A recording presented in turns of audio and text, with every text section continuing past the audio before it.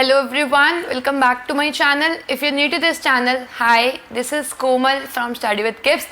इस चैनल पे आपको क्लास 9th और क्लास 10th की साइंस की वीडियोस मिल जाएंगी, पर आज हम डिस्कस करेंगे कि आपका क्लास 9th का इस ईयर क्या सिलेबस आएगा। तो क्लास 9th का सीबीएसई ने जो सिलेबस इशू किया है उसके अकॉर्डिंग आपका फर्स्ट चैप्टर कट है, पर फर्स्ट चैप्टर के आपके थोड़े से बेसिक्स क्लियर होने चाहिए, अदरवाइज आप सेकेंड या कोई भी चैप्टर नहीं कर पाओगे। तो first chapter just go through कर लेना। सिलेबस के अकॉर्डिंग आपका फर्स्ट चैप्टर है is matter around us pure, पर बुक में आपका चैप्टर है मैटर इन आवर सराउंडिंग्स। अभी हम उसके बारे में बात नहीं करते। चैप्टर 2 है is matter around us pure, तो आपको इस चैप्टर को कंप्लीट करना है, कोई भी टॉपिक इसमें कट नहीं हुआ। नेक्स्ट चैप्टर आपका बायो का है cell the basic unit of life, इस टॉप चैप्टर में से भी कुछ भी कट नहीं हुआ है। Chapter 6 is tissues, complete chapter आना है, जिसमें आपको प्लांट टिश्यूज़ के बारे में पढ़ना है, एनिमल टिश्यूज़ के बारे में पढ़ना है, कंप्लीट, कुछ भी कट नहीं है। अगर हम फिजिक्स की बात करें तो फिजिक्स में आपका चैप्टर है मोशन, जो आपके लिए बिल्कुल बेसिक्स होंगे। Motion, distance, displacement, speed, velocity, graphical method, ये सब कुछ आपको पढ़ना है मोशन में। एनसीईआरटी में से इसमें भी कुछ भी कट नहीं हुआ है। नेक्स्ट चैप्टर है आपका forces and laws of motion. Forces and laws of motion chapter को अगर हम देखें तो ये चैप्टर भी आपका बिल्कुल कंप्लीट आएगा, इसमें कोई भी डिडक्शन नहीं हुई है सिलेबस में। और चैप्टर 9 के बाद आपका टर्म 1 कंप्लीट हो गया। मतलब देखो कितना सिंपल सा सिलेबस था।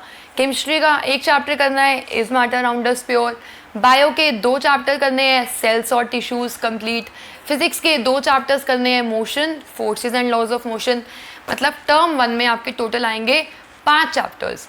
और इसका हम मार्क्स इवैल्यूएशन भी देख लेते हैं। जो is matter around us pure है वो आएगा 9 मार्क्स का, जो सेल्स और टिश्यूज़ है वो कंपाइल करके आएंगे 18 मार्क्स के। And motion, forces and work, जो हमने मोशन और फोर्स पढ़ा है, ये चैप्टर आएगा 13 मार्क्स का।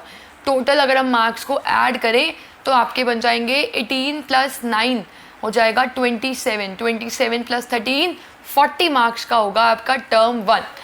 अब अगर हम बात करें टर्म 2 के सिलेबस की, तो टर्म 2 के सिलेबस में आपका केमिस्ट्री का चैप्टर 3 आएगा, जो कि बिल्कुल कट नहीं है, पूरा चैप्टर करना है एटम्स एंड मॉलिक्यूल्स। चैप्टर 4 है स्ट्रक्चर ऑफ एटम, जो भी कंप्लीट आना है, जिसमें कोई भी रिडक्शन नहीं हुई है, तो आपका चैप्टर 4 भी कंप्लीट आएगा। और इसके बाद अगर हम बात करें फिज़िक्स की, तो फिज़िक्स में आपके 2 चैप्टर्स आएंगे, gravitation complete chapter, work and energy. Work and energy में आपको वर्क करना है, energy, kinetic energy, law of conservation. Work energy के अगर हम टॉपिक्स की बात करें तो kinetic energy, potential energy, law of conservation of energy, basically complete work and energy chapter है, जिसमें आपका कुछ भी कट नहीं हुआ है। और नेक्स्ट चैप्टर है आपका वाई डू वी फॉल, तो आपका बायो का चैप्टर आएगा वाई डू वी फॉल, जिसमें हम हेल्थ के बारे में, डिसीज़ के बारे में, कैसे उन डिसीज़ से बच सकते हैं, या कोई भी प्रोग्राम जो स्टार्ट हुए हैं उन सब के बारे में करेंगे।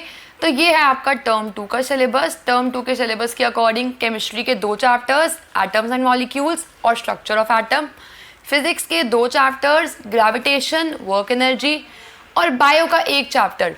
मतलब आपके टोटल 5 चैप्टर्स आएंगे, किसमें, टर्म 2 में भी। और टर्म 2 का एक बार हम इवैल्यूएशन देख लेते हैं। देखो चैप्टर 3 और 4 जो केमिस्ट्री के हैं वो कैरी करेंगे 18 मार्क्स।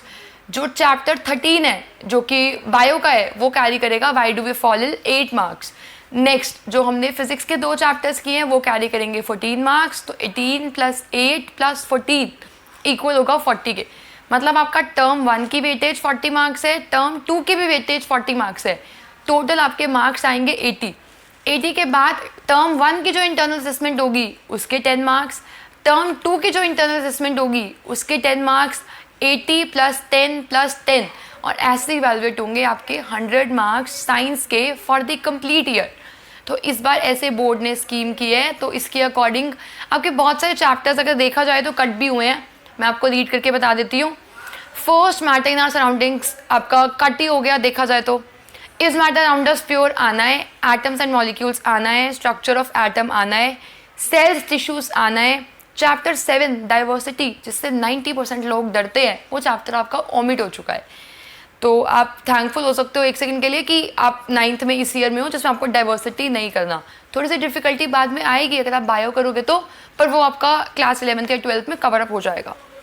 अगर हम बात करें मोशन चैप्टर की तो आपका कंप्लीट है, forces and laws of motion complete है, ग्रेविटेशन, वर्क एनर्जी कंप्लीट है, साउंड आपका एलिमिनेट हो गया है सिलेबस से।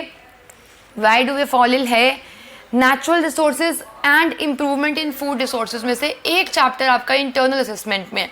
तो इंटरनल असेसमेंट में जो आपका चैप्टर है वो है नेचुरल रिसोर्सेज, तो basically improvement in food resources chapter आपका कट हो गया है। तो ये था आपका क्लास 9th का syllabus for this year for of subject science.